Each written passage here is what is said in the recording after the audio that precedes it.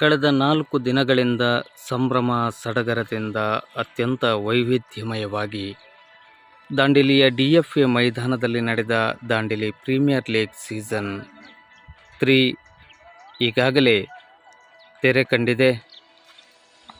ಕಳೆದ 4 ದಿನಗಳಲ್ಲಿ ಈ ಮೈದಾನದಲ್ಲಿ ಅಪಾರ ಜನಸ್ತೋಮದ ನಡುವೆ DPL ಸೀಸನ್ 3 ವೈಭವಯುತವಾಗಿ ನಡೆದಿರುವಂಥದ್ದನ್ನು ನಾವೆಲ್ಲ ನೋಡಿದ್ದೀವಿ.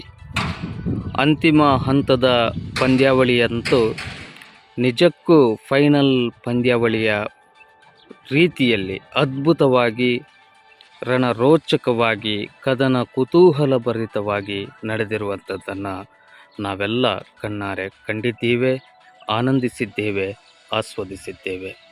ಇಂತಹ ಮಹೋನ್ನತ ಪಂದ್ಯಾವಳಿಯನ್ನು ಸಂಯೋಜಿಸಿ ದಾಂಡೇಲಿಗರಿಗೆ ಕ್ರಿಕೆಟ್ ರಸದೌತಣವನ್ನು ಒದಗಿಸಿಕೊಟ್ಟಿರುವಂತಹ ದಾಂಡೇಲಿ ಪ್ರೀಮಿಯರ್ ಲೀಗಿನ ಸರ್ವ ಪದಾಧಿಕಾರಿಗಳಿಗೆ ದಾಂಡೇಲಿ ನ್ಯೂಸ್ 9 ಪರವಾಗಿ ತುಂಬು ಹೃದಯದ ಕೃತಜ್ಞತೆಗಳು, ಧನ್ಯವಾದಗಳು.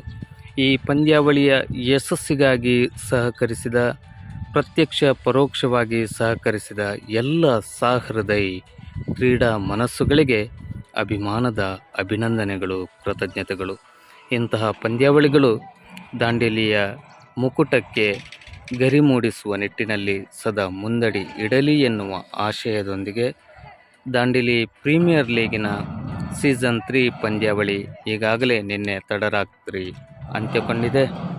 ಇವತ್ತು ಎಲ್ಲ ಮೈದಾನದಲ್ಲಿ ಪೆಂಡಲ್ಗಳನ್ನು ತೆರವುಗೊಳಿಸುವಂತಹ, ಗ್ಯಾಲರಿಗಳನ್ನು ತೆರವುಗೊಳಿಸುವಂತಹ ಕಾರ್ಯ ನಡೀತಾ ಇದೆ. ಇವತ್ತು ಈ ಮೈದಾನ ಶಾಂತವಾಗಿ ಇರುವಂಥದ್ದನ್ನು ನಾವು ಗಮನಿಸ್ಬೋದು. ಕಟ್ಟ ಕಡೆಯದಾಗಿ ದಾಂಡೇಲಿ ಪ್ರೀಮಿಯರ್ ಲೀಗ್ ಕಮಿಟಿಯವರಲ್ಲಿ ದಾಂಡೇಲಿ ನ್ಯೂಸ್ 9 ಪರವಾಗಿ ಅತ್ಯಂತ ವಿನಮ್ರವಾಗಿ ವಿನಂತಿ, ಆದಷ್ಟು ಶೀಘ್ರಗತಿಯಲ್ಲಿ ದಾಂಡೇಲಿಯ ಮಕ್ಕಳ ಭವಿಷ್ಯದ ಹಿತದೃಷ್ಟಿಯಿಂದ ದಾಂಡೇಲಿಯ ಕ್ರೀಡಾ ಕ್ಷೇತ್ರಕ್ಕೆ ಒಂದು ಹೊಸ ಆಯಾಮವನ್ನು ತಂದುಕೊಡುವ ನಿಟ್ಟಿನಲ್ಲಿ ಆದಷ್ಟು ಬೇಗ ಲೆದರ್ ಬಾಲ್ ತರಬೇತಿ ಸೆಂಟರನ್ನು, ಅಕಾಡೆಮಿಯನ್ನು ಪ್ರಾರಂಭಿಸುವ ನಿಟ್ಟಿನಲ್ಲಿ ತ್ವರಿತಗತಿಯ ಕ್ರಮವನ್ನು ದಾಂಡೇಲಿ ಪ್ರೀಮಿಯರ್ ಲೀಗ್ ಕೈಗೊಳ್ಳಲಿ.